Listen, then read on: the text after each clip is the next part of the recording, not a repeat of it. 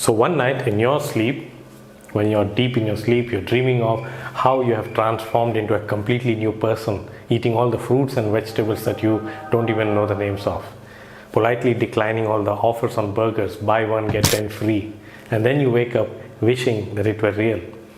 No, not the offer on the burger, that part where you saw yourself as someone who eats and cooks healthy. There are two places where this cooking happens. One is in your mind, where your thoughts are cooking, and the other place is the kitchen, where the actual cooking happens. And these two actions drive each other. If you do not think and plan correctly, you will not cook in the kitchen, and if you do not cook in the kitchen consistently, you will not make any progress, and eventually you will lose all your motivation. Hi, my name is Shrikant Singh and welcome to our channel Happy Belly Fish, and today we are going to get to the basics of how to learn to cook healthy. Let's look at how we eat these days in modern times. The grocery store where we typically do our shopping usually has everything sorted for us. Basically shortcuts, pre-made sauce, curry paste, canned foods, frozen foods like pizza, and even pre-cooked grains. The problem with these foods is that these foods are high in salt, they contain preservatives, and are nutritionally very poor. So while they can satisfy your hunger for a while, they are not going to nourish your body. And after every meal, you feel left high and dry and wonder, why the hell am I hungry again? I just ate like an elephant. And here's the thing, you don't need to eat like an elephant or an elephant. You just need to eat healthy and nutritious food. So let's get now to the part of your dream on cooking healthy and where to begin. Now I'm going to say 10 points, and honestly you can begin with any one of them. You can't and must not change into a new creature all of a sudden. I'll explain that to you at the end, why you should not do that. Number one, choose whole grains. What do you eat now? Rice, pasta, noodles, bread? Did you know that most of these are made with refined grains and have nothing in them other than just carbs? It's mostly carbs. So they're low on fiber, which make you very hungry again very soon after you have finished your meal. What you can do about it is that you can replace grains like rice with whole grains like millet, buckwheat, brown rice, quinoa. So you have a lot of options here. Of course, you will regret your decision at first, this new texture and taste, but believe me, if you start to eat them in interesting ways by adding some seasoning oil and spices, you're all set. If you're someone who is big on bread, then opt for whole grain bread and sourdough bread. The best part is that there are breads these days that are made with a range of whole grain flours, like different types of grains. Even pastas and spaghettis, I was surprised to see them that they are made of millets, buckwheats, and even lentils and beans these days. So that seems like a good place to start. You can start replacing your existing food with better version of them. Number two, get a grip on salt and sugar, like this way. Best way to reduce salt is to add it at the end of cooking, when everything is cooked. Also, try picturing your entire meal, not just one dish. Let's say you have cooked a vegetable stew or a curry, and you're going to have it with some bread or some pickle or sauerkraut or some sausages. Now, some of these are already rich in salt, so being a little conservative here can help. You can add very little salt to the stew you have made. Another way is to add small amounts of salt at the end of the cooking, when the cooking is done, and then add if it's necessary when you're eating it. Same is the case with sugar, and here if a recipe demands it, then you can choose healthier versions of sweeteners. You don't have to just stick to refined white sugar. Number three, choose healthy cooking oil. Our food is oily because oil is cheap. Imagine now if it were the most expensive ingredient. You would be more careful. Deep fried foods would become a delicacy and might probably disappear from your menu altogether.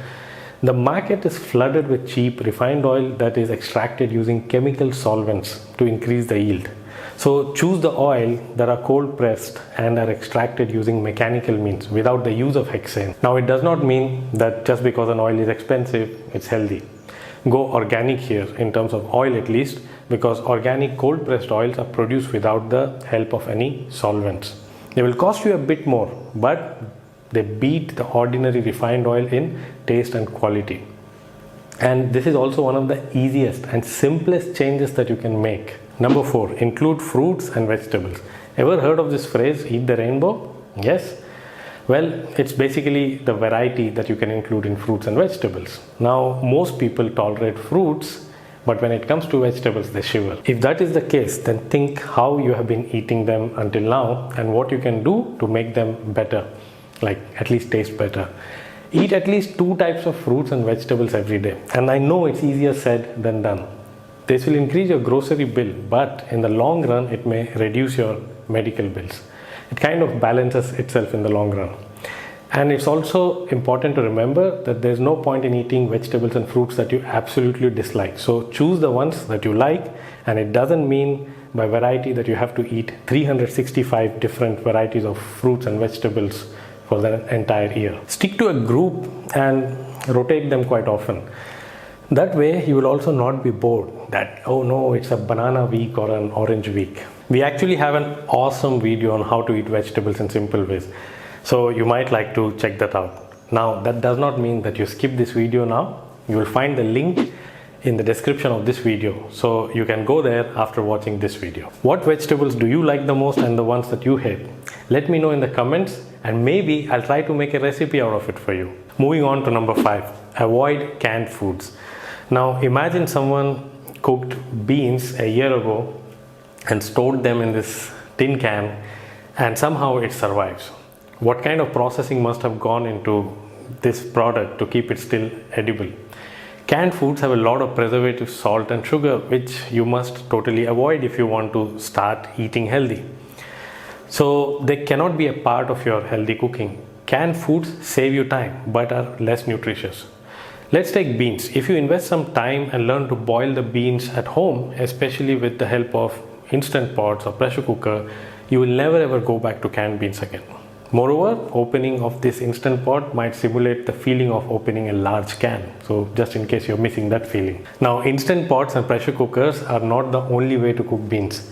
You can absolutely cook them even in an open pot. It will just take much longer. Number 6, choose the right utensils. At this point, you might be excited to do a garage sale next weekend and sell all your existing pots and pans. So don't do that. Replace just one at a time.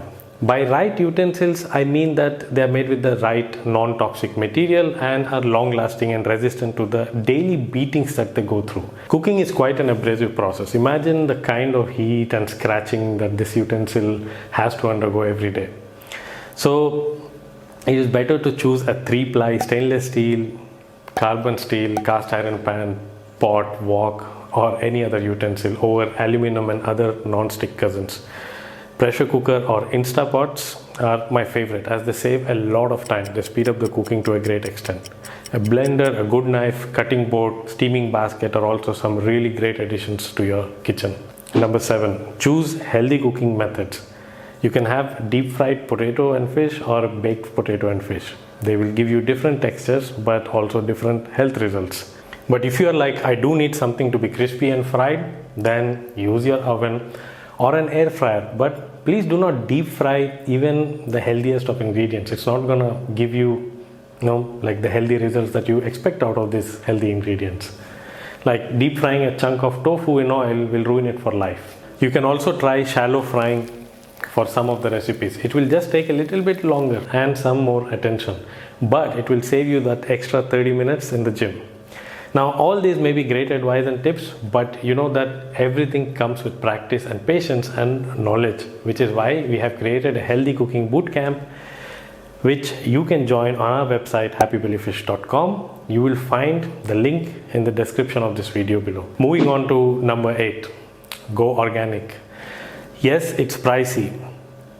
I'll be starving by the middle of the month if I ate only organic. That's what you might be thinking. Actually, some organic produce are expensive and some are not. So go organic where you can. For example, using full fat organic milk or yogurt is a better and wholesome food instead of the ones that never go bad. Organic grains might be cheaper than organic fruits.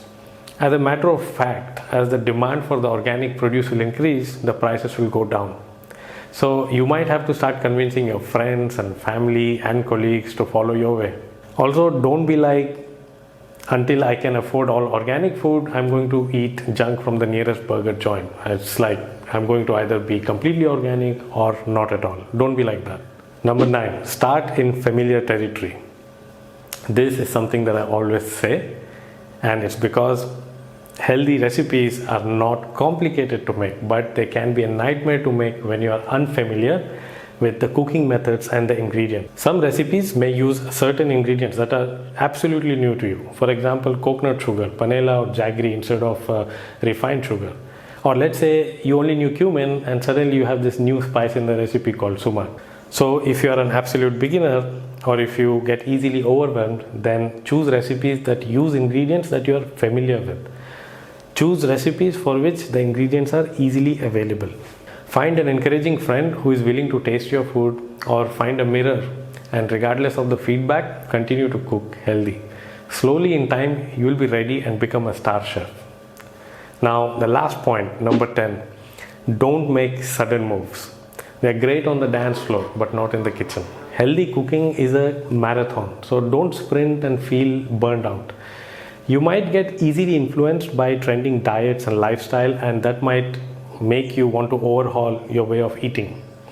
Be a hybrid eater at first. Combine new foods with your old ways and make the shift slow. So getting used to the nightmare of healthy cooking will be less shocking and more rewarding. If you are happy with the foods you are eating now, then stay there and just make it healthier. Alright, 10 points it is. And you can begin from wherever you like, but don't push all the buttons at once. Take it slow like cha-cha. You don't have to prove to anyone or win a medal in Olympics on healthy eating. Let me know your thoughts in the comments and what will be the first thing that you will try and change. This channel's food is your like, share and subscribe. So keep them coming and I will see you soon in the next video.